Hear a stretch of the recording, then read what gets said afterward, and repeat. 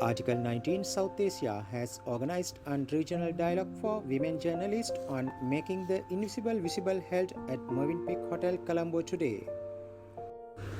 A series of dialogues will be conducted nationwide offering open platform to the women journalists and social communicators to share their experience, identify gaps and exchange of ideas and thoughts to increase coordination, collaboration and peer support. It's all about us, what we have been through, what we go through, and what are the glitches that we face, and how do we deal with it.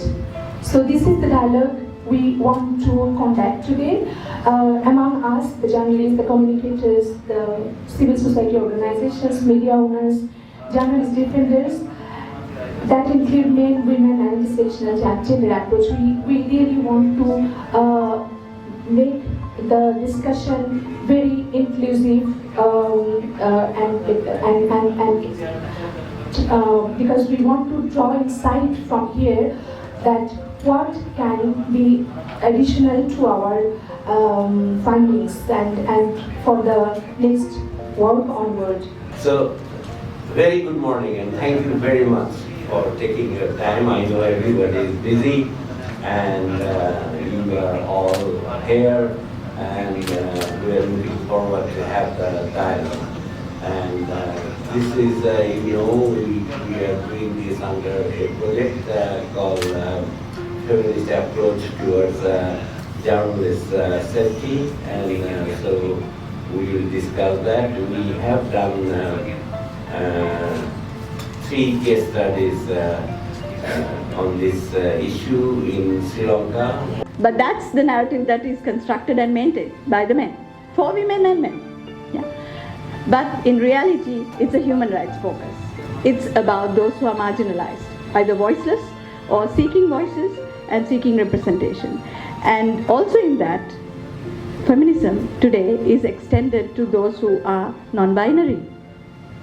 And this also includes those who are living with disability. So it has the broadest implications and it has the broadest interpretation. You are free to interpret it as you would like to, but it's inclusive with all its diversity, and it allows people to maintain a voice within that. Thank you. And also the most renowned female journalists, editors, Mandana and Dilrukshi, and friends. The discussion today is about safety of journalists, and in particular, safety of women journalists. So, this topic has been very close to my heart as well for a long time, apart from my professional engagement in the region. When you talk about safety, there are different elements for safety. The first one is, we used to talk about, Dilrukshi touched upon it, is about physical safety, Bhautika Araksha. Then comes legal safety, Niti Araksha. Third one is about digital safety. Then comes psychosocial safety, psychological safety, Manasika Araksha. But now the new addition for most of us in this hall is about job safety, Rakya Surakshita Bharat. It's the most worrying factor for many journalists in our region. On top of all safety, job safety is a prominent one. Because if you have to have a job first. Most of our media stations in Sri Lanka, we don't have even a proper contract, proper salary scale, proper welfare system. So that safety is very important.